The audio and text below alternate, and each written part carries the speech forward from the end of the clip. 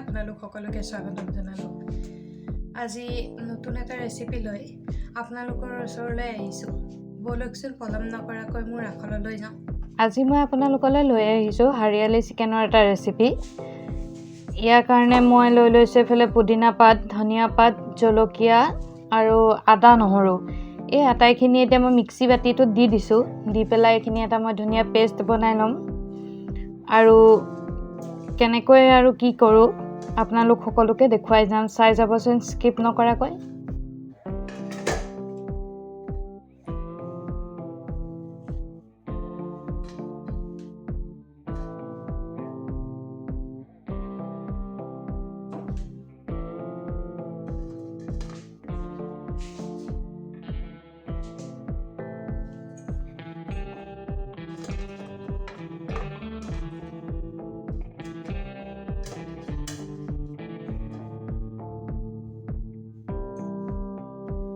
এইখিনিতে মোৰ video' clip এটা নাইকিয়া হৈ গ'ল।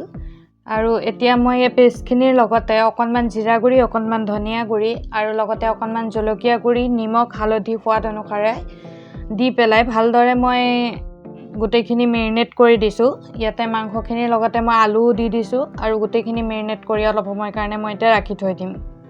এয়া আমাৰ চিকেনখিনি মেৰিনেট কৰা হৈ গ'ল। এতিয়া এইফালে মই গেছটো জ্বলাই কেৰাহীখন পাতি দিছোঁ আৰু মই দি দিছোঁ মিঠাতেল।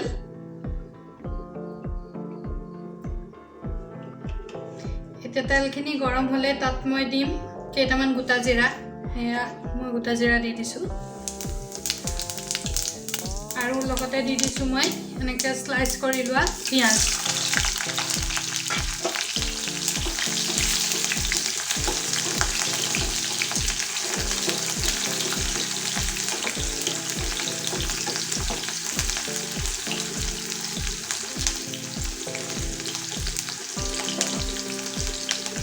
ইয়াতে এতিয়া মই দি দিম অকণমান চেনি, ৰংটোৰ বাবে বিশেষকৈ।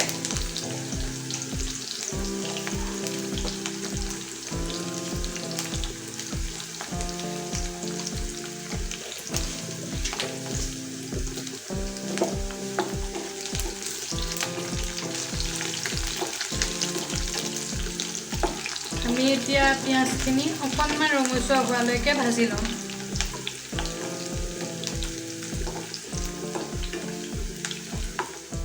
এয়া আমাৰ পিঁয়াজখিনি ধুনীয়াকৈ ৰঙচুৱা হৈ গ'ল। ইয়াতে এতিয়া মই এই মেৰিনেট কৰি থোৱা চিকেনখিনি দি দিম।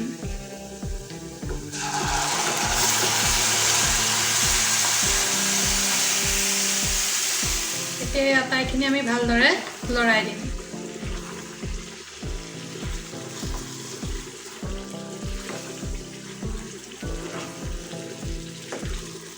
এতিয়া এইখিনি মই অলপ সময়ৰ কাৰণে ঢাকি থৈ দিম আৰু মাজে মাজে চেক কৰি থাকিম যাতে তলত লাগি নাযায়। এয়া দেখিছেনে আমাৰ তৰকাৰীখন প্ৰায় হৈয়ে গ'ল। ইমান ধুনীয়া ৰং হৈছে দেখিছেনে? এনেদৰে কোনে কোনে বনাই খাইছে বাৰু কমেণ্ট কৰি জনাবচোন। ইয়াতে এতিয়া মই লাষ্টত দি দিম 1 টিস্পুন গৰম মছলা মানে লং ইলাচি গুড়ি আৰু ½ টিস্পুন দি দিম মই দালচেনি পাউডাৰ। গোটেইখিনি মিলাই মই গেছটো অফ কৰি দিম।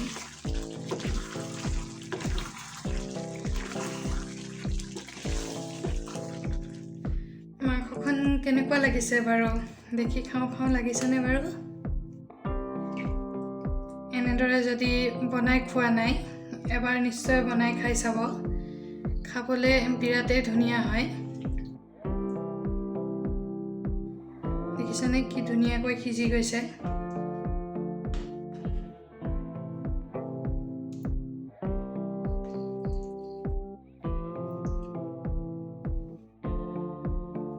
আৰু মোৰ ভিডিঅ'বোৰ যদিহে চাই ভাল পায় তেতিয়াহ'লে লাইক, শ্বেয়াৰ আৰু ছাবস্ক্ৰাইব কৰি কাষতে থকা বেল আইকনটো টিপি দিব যাতে মোৰ ভিডিঅ' ন'টিফিকেশ্যনবোৰ আপোনালোকে পাই থাকে।